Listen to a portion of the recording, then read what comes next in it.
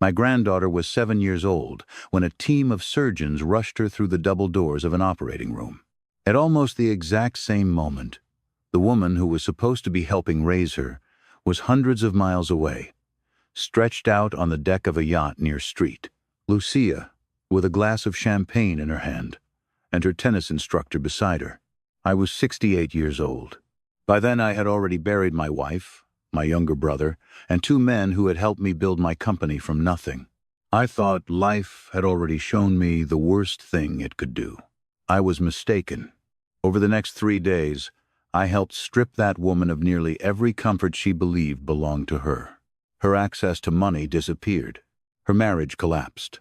Her escape routes closed. And eventually, she had to look at me through the bars of a holding room and understand exactly how she had arrived there. My name is Holden Marchetti. In 1982, I started a logistics business with 1 rented warehouse outside Newark, a handful of employees, and more debt than common sense. 4 decades later, that company operated more than 300 facilities across 9 states. Money can buy many things. What mattered that week was that it bought speed. Before I tell you how my daughter-in-law's world came apart, hit the like button, subscribe to Frost Vengeance, and tell me in the comments where you're watching from. Because this story started as a family emergency. It became something else entirely. The call came on a Tuesday afternoon at 4:17. I remember the exact time because I had just finished reviewing third-quarter numbers with my CFO. I was staring at my watch, calculating whether I had enough time to grab something to eat before another meeting. I haven't worn that watch since. My son Theo was calling. Theo was 34 and ran our Pacific Northwest operation from Tacoma. He was steady under pressure. Always had been. I had seen him negotiate contracts worth millions without raising his voice. I had watched him handle deaths in the family without falling apart in front of anyone. So when I answered and heard him breathing into the phone, I knew something terrible had happened before he spoke a word. "Dad." His voice cracked. "It's Poppy." I stood up. "What happened?" She fell. There was noise behind him. People shouting. "A siren." She fell off the upstairs balcony. My hand tightened around the phone. "Is she awake?" "No." That one word emptied the room around me. "They're taking her to Mary Bridge." My knees weakened. I lowered myself onto the edge of my desk. My assistant had just stepped through the doorway carrying a folder. She stopped when she saw my face. I didn't even look at her. "Where are you?" "I'm with the ambulance." Then I asked the question that changed everything. "Where is Sloan?" Theo didn't answer. Not immediately. That silence lasted only a few seconds. It felt like a minute. I still remember it more clearly than almost anything else from that day. It was the silence of a man trying to explain something he already knew sounded wrong. "She's not here." "What do you mean she's not there?" "She's in the Caribbean." I stared at the wall. The Caribbean? She left Saturday. Saturday, 3 days earlier. Theo had spent most of that weekend in Vancouver, conducting a regional review because I had asked him to, which meant both adults who were supposed to be responsible for Poppy had been gone. My granddaughter, 7 years old, a little girl with a missing baby tooth, and the same laugh my wife used to have. Who was with her? The nanny. Camila? Yes. Camila had worked for them for years. I felt the smallest amount of relief. Then Theo said, "Dad, I have to go. We're at the hospital." "I'm coming." "You don't have to. I'm already coming." I hung up. Within the hour, my plane was leaving Teterboro. That isn't a story about wealth. It's a story about why I kept the plane in the first place. Back in the 1990s, I missed too many birthdays, dinners, school ceremonies, and family emergencies because I was stuck staring at departure boards. Eventually, I made myself a promise. If one of my children needed me, distance would never again be the reason I wasn't there.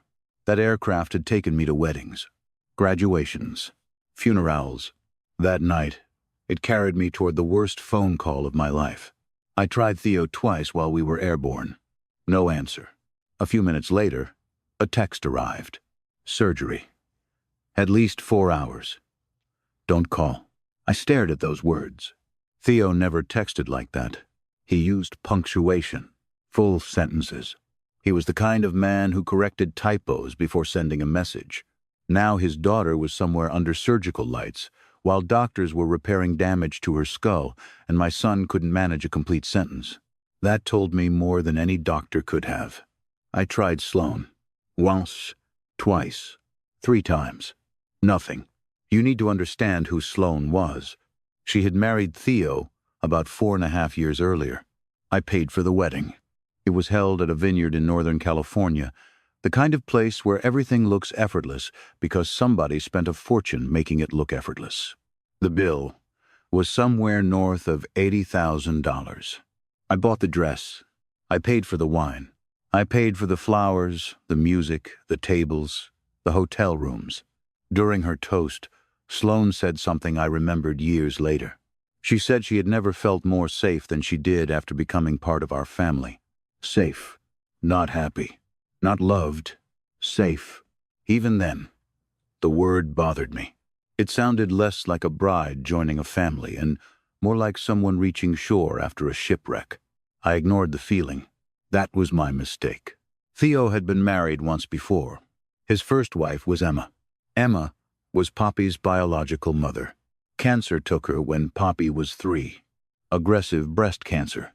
Fast. Brutal. No amount of money made any difference. Theo collapsed after Emma died.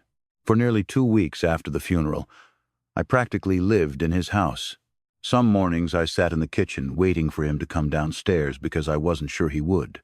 The only thing that kept him moving was his daughter. Then, less than a year later, Sloan appeared. Theo met her at a charity event connected to one of my foundations. She was charming, attentive. She knew exactly what to say to a grieving widower. She told him she understood loss. She said she had lost her own mother young. She talked about how important it was for Poppy to have a maternal figure in her life. At the time, I saw compassion. Looking back, I saw reconnaissance.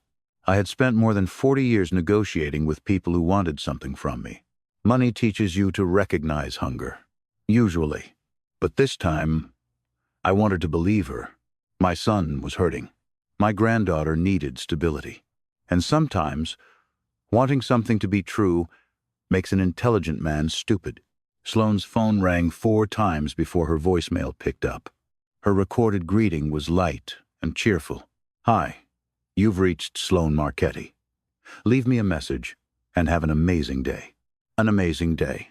My 7-year-old granddaughter was undergoing brain surgery while her stepmother's voice was wishing me an amazing day.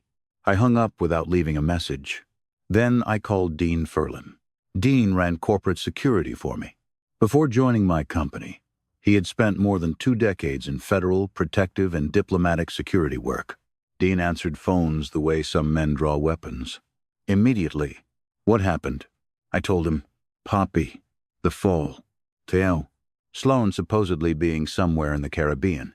Then I gave him one instruction. "Fin here." "How quickly?" "Before I land." There was a pause. "Understood." 28 minutes later, my phone rang. Dean didn't waste words. "She's in St. Lucia." I looked through the aircraft window into darkness. "Where?" "Charter yacht operating out of Rodney Bay." "Name?" "Mariposa." He continued. "About 120 feet. Full crew. 4 guest cabins. She boarded Saturday." I waited. Dean wasn't finished. "Holden, she's not alone." Something inside me went very quiet. "Who?" "Renzo Castellaro." I knew the name. Not personally. I'd heard it. "The tennis instructor?" "Yes." Renzo was 31. Italian. He worked at the country club Theo and Sloan belonged to in Tacoma. According to Dean, Sloan had been taking lessons from him for nearly 2 years. I closed my eyes. "Tell me you're certain." "I have travel records, card transactions, the charter documents, and a marina photo taken when they boarded." I said nothing. Then, Dean added one detail. "Renzo is wearing Theo's watch in the photograph. My son's watch." I leaned back and felt my heartbeat against my temples. People assume that moments like that produce rage. Mine didn't. Rage is loud. Rage makes mistakes. What I felt was silence, a clean, cold stillness. The feeling that comes when your mind has stopped asking what happened and started deciding what happens next. I had felt it only a handful of times in my life. The first was when I walked away from a secure freight job and gambled everything I owned on starting my company. The second was, years later, when I discovered a senior executive secretly selling client information to one of our competitors. I didn't merely dismiss him. I documented everything, handed the evidence to counsel, and made certain every important player in our industry understood why he was gone. The third time was when my wife became sick. I cleared my calendar and spent almost every day beside her until there were no more days left. This was the fourth. Den, I'm listening. Put somebody near that yacht. Already working on it. I want to know where Sloane goes, who she talks to, and what she spends. Understood. And start building a legal financial picture. I emphasized the word legal. Anything we're entitled to obtain. Accounts connected to Theo, credit activity, travel records, phone records we can lawfully access. I want the last 2 years mapped, already started. Find out who represents her legally. Okay, every legitimate record that tells us who this woman really is. I want it. Dean was silent for half a second. Holden. What? I know. That was why I trusted him. I made one more call. Margolis Chenoweth. My personal attorney. Margolis had represented me since the 1990s.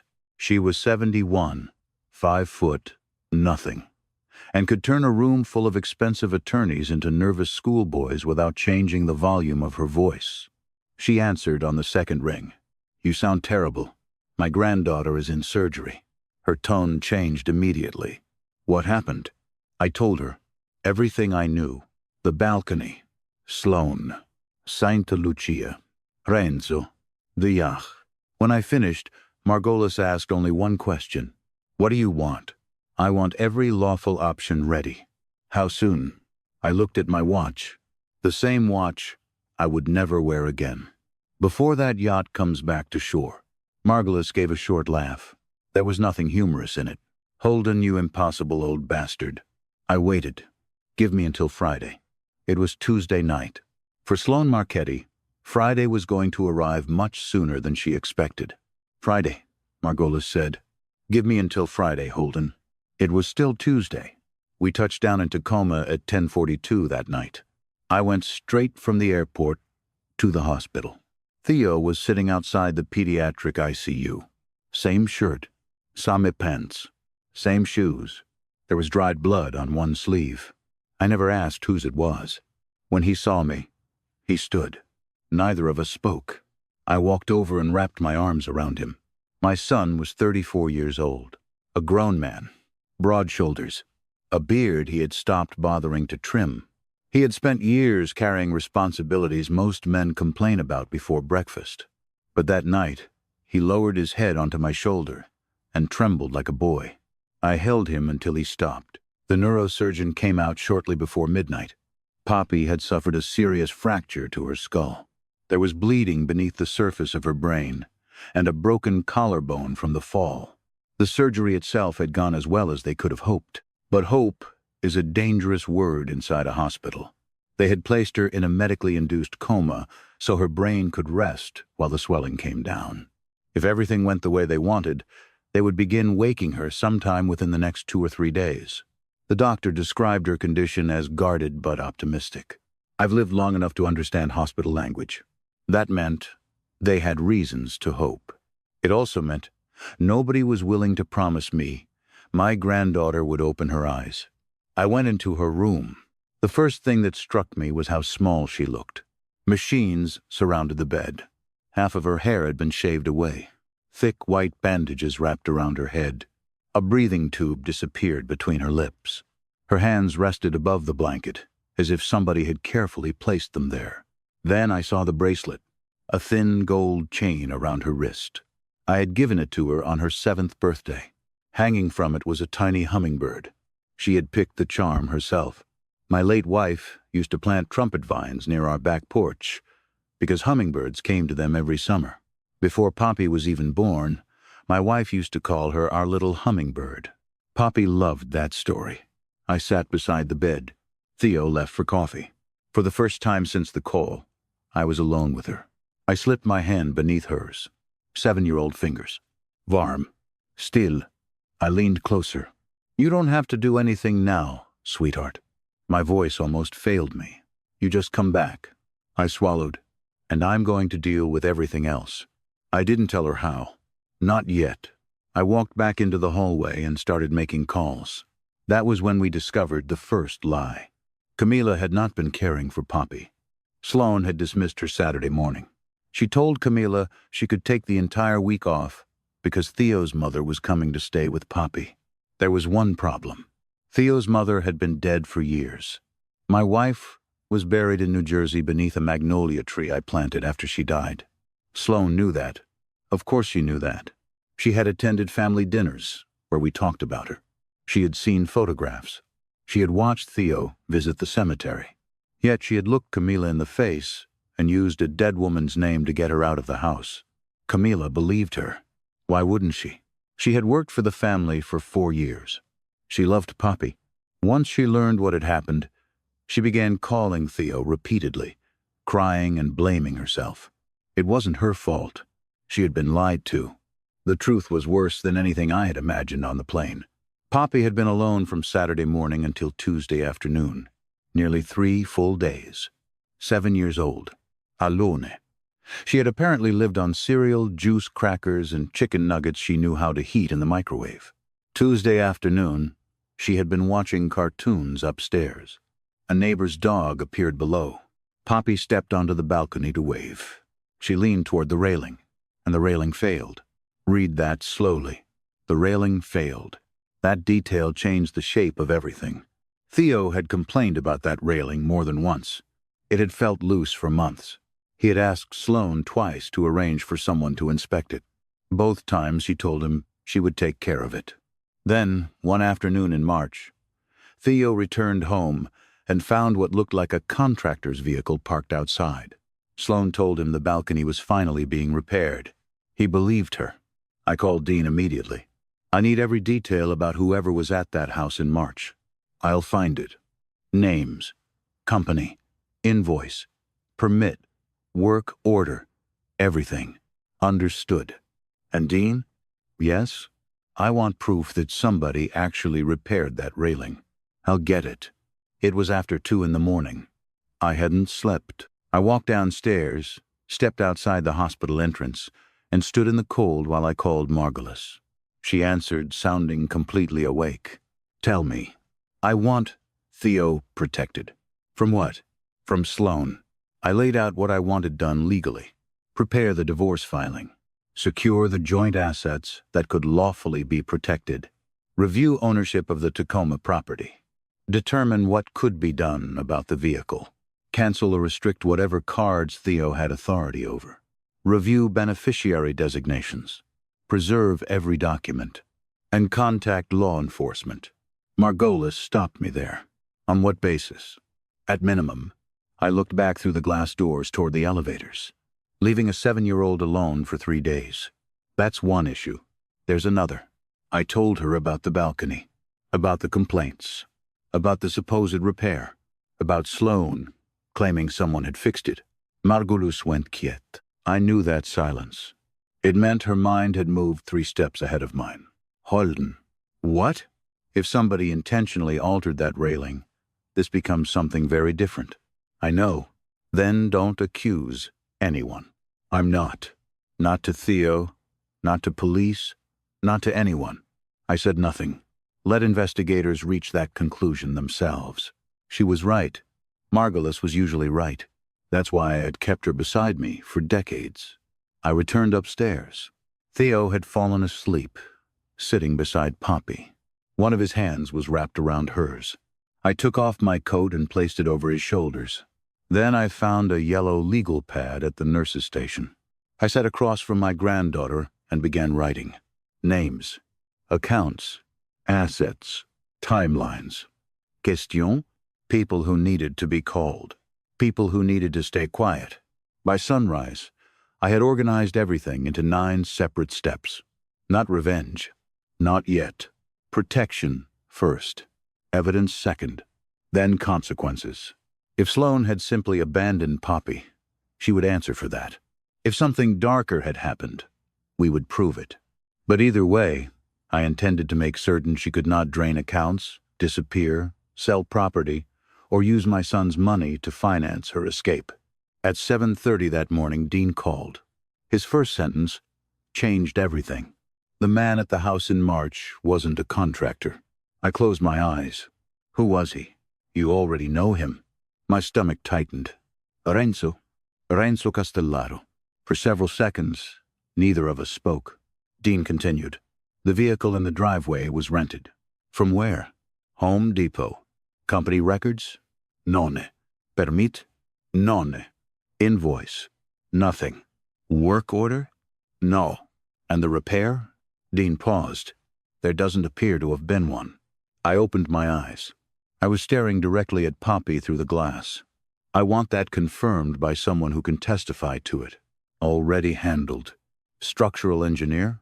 Scheduled for noon. Good. Anything else? Every photograph, report, timestamp, and receipt goes to Margolis. It will. I ended the call.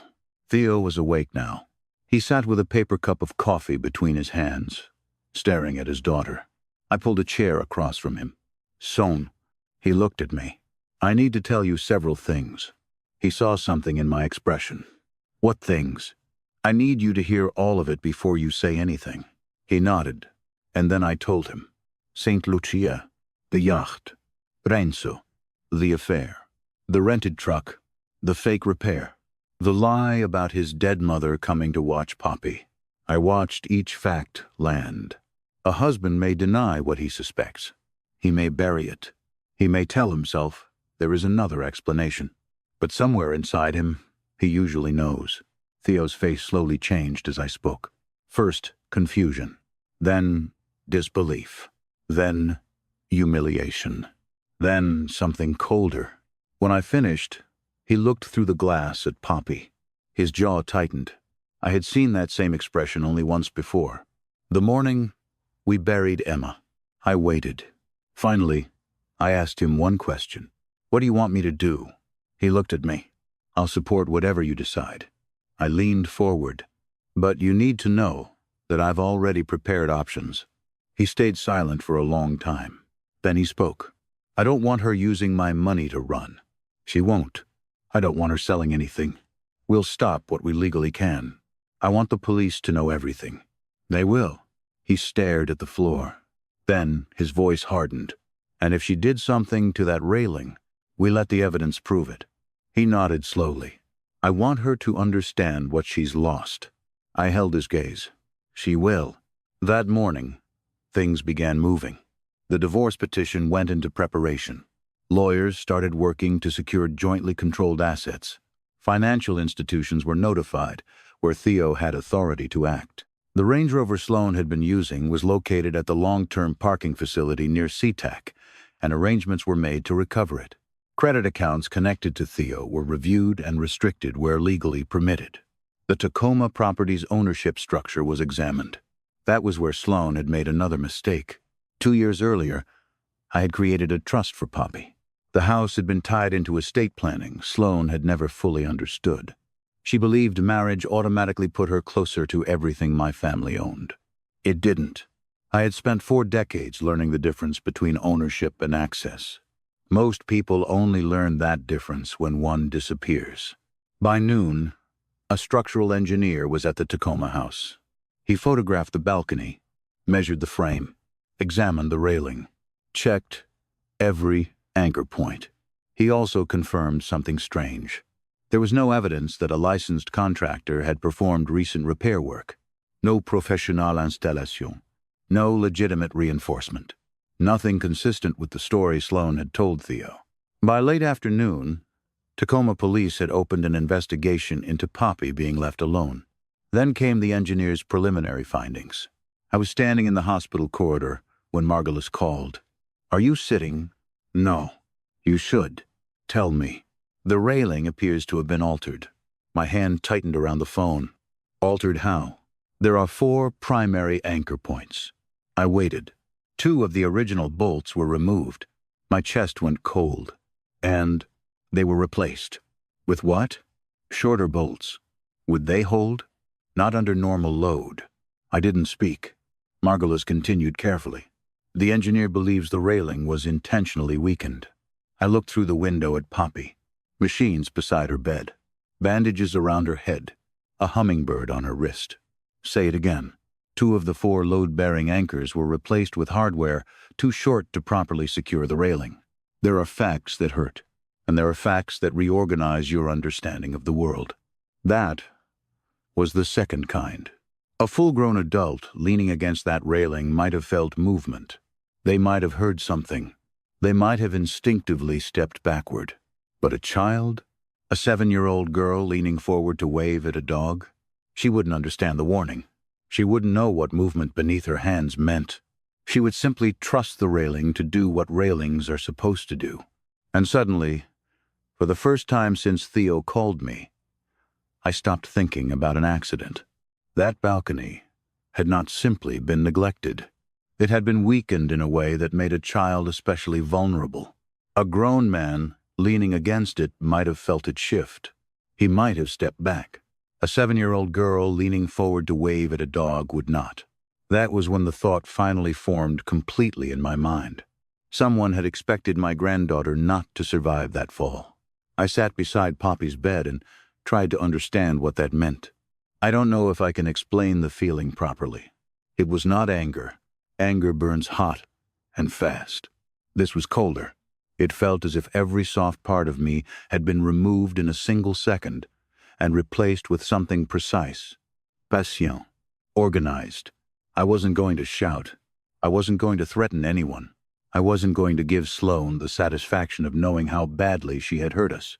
I was going to let evidence, lawyers, banks, investigators, and her own decisions close around her one piece at a time. Wednesday morning, Sloane discovered the first consequence. She was sitting at a restaurant near the water in Rodney Bay when she handed over her American Express card. Declined. Dean had someone nearby. A photograph reached my phone minutes later. Sloane was smiling in it. Apparently, she thought it was a technical problem. She tried another card. Declined. Then another. Same result. That was when the smile disappeared. She called the bank. She was told access to certain accounts had been restricted while legal and financial matters were reviewed. They would not give her more information. So she called Theo. He watched the phone ring. He did not answer. Then she called me. I watched mine ring too. I let it stop on its own.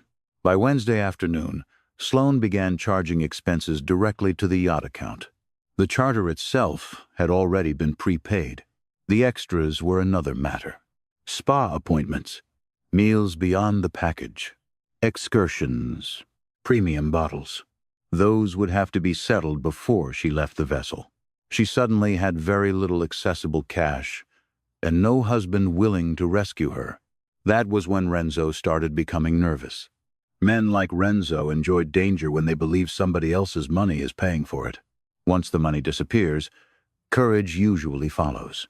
Dean's team watched him begin making calls. He asked about boats, flights, connections through Martinique, anything that could move him away from Sloane. Thursday morning, he found his answer. He left Street Lucia alone. Destination, Miami. He did not tell Sloane in advance. He left a handwritten note behind in the cabin. Dean sent me a photograph. The message was short. I can't be part of this. I'm sorry. And at the bottom, Renzo had drawn a heart. A heart. That was the man Sloane had chosen over my son. Thursday morning, her calls became constant. Theo received 18. He ignored everyone. Her first voicemail sounded frightened and gentle. The next few sounded defensive. By the last ones, she was screaming. She called me 12 times. I never answered. She called Camila did. Only long enough to realize who was speaking. Then she hung up. Sloane tried her mother in Phoenix next. That call went nowhere too. Margolis had spoken with the woman earlier. I never asked what they discussed. Some things are better left to competent attorneys. By Thursday afternoon, Sloane's situation deteriorated further. A payment dispute with the charter company meant she had to leave the yacht. Her luggage remained behind while the outstanding issue was sorted out. She walked away carrying only a passport, a phone, and the clothes she had on. She tried a nearby hotel. Card declined. Another hotel. Sama result. At one front desk. She apparently offered cash she didn't have, and then tried to talk the clerk into taking care of her. The clerk refused. Dean later told me the woman handled the situation with extraordinary patience. I made sure a donation went to a local charity connected to her community. That night, Sloane slept at the airport. A woman who had spent the week drinking champagne on a private yacht was now curled up on a terminal bench beneath fluorescent lights. She used airport Wi-Fi to contact Renzo. Nothing. She sent another message. Nothing. Then she reached out to an old friend in Tacoma. That woman and I had crossed paths during a business dispute the year before. She owed me a favor. She did not reply to Sloane either. There is something you should understand about me. I am not cruel by a bit. I pay people fairly. I support charities. I know my neighbors. I spoil my grandchildren more than I should. But threaten someone I love, and I become a different kind of man. I don't need to scream. I don't need revenge fantasies. I need names, documents, phone numbers, people who know how to move quickly. And then I let legitimate systems do what they were designed to do. By Friday morning, Margulis arranged a call with prosecutors. The child endangerment case had already become serious. Now the altered balcony had opened a separate line of investigation. The legal language was still cautious. Good prosecutors are cautious. They were not yet calling it attempted murder, but they were asking questions that pointed in that direction. The bolts were sent for examination. Investigators expected tool marks.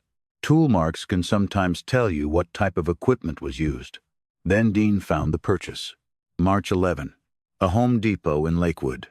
A cordless drill purchased using a card Theo did not know Sloane had. The timing lined up. So did the equipment. The supposed repair had happened shortly afterward. There was no licensed contractor, no valid work order, no permit, no repair invoice. Instead, investigators now had evidence that Sloane herself had purchased the tool. Renzo had been present at the house. The rented truck outside had created the appearance of professional work. Neighbors had seen a man near the vehicle and assumed he was part of a repair crew. Piece by piece, the story Sloane had built began collapsing. The evidence suggested she had personally interfered with the balcony hardware. That morning, I stood beside Poppy's bed while strangers in laboratories examined metal bolts and detectives reconstructed events from months earlier. Then, Friday afternoon, something happened that made every other detail disappear for a while. The swelling in Poppy's brain had decreased enough for doctors to begin reducing the medication keeping her unconscious. Nobody knew how quickly she would respond. Theo and I sat beside her. Minutes passed, then an hour. Her fingers moved first, just lightly. Theo leaned forward. Poppy? Nothing. Then her eyelids fluttered. Once. Twice. Finally, they opened. She looked confused.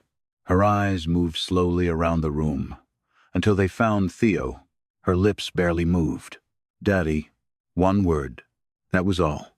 I have negotiated deals worth more money than I could spend in several lifetimes. I have stood beside graves. I have watched buildings with my company's name go up across the country.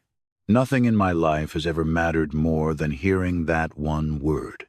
I won't try to make it prettier than that. There are moments language only makes smaller. By Friday evening, authorities in Washington were moving forward with an arrest warrant. The request was communicated through the necessary channels to authorities in Street Lucia. Sloane still did not understand how much trouble she was in. At the airport, she convinced a security employee to let her use a telephone in a back office. She called the attorney who had represented her in Tacoma. He informed her that the financial arrangement supporting his representation was no longer in place.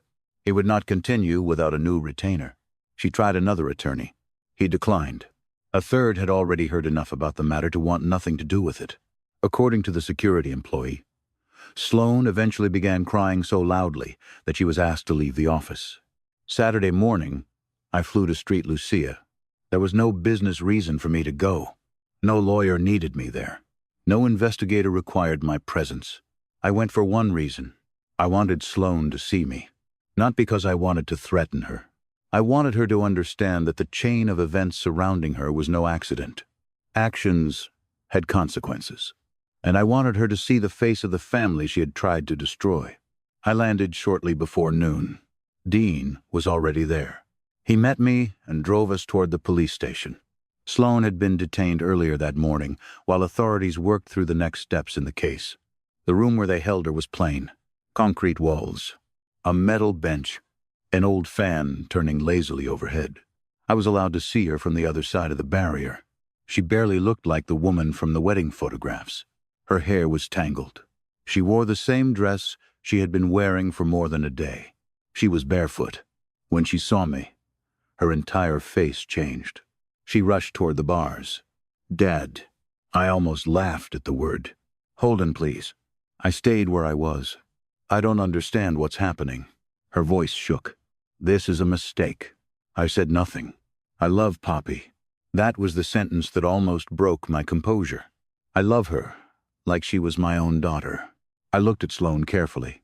This woman had eaten at my table, opened Christmas gifts in my house, drunk wine from my cellar, kissed my son in front of me, held Poppy in her arms, called me family.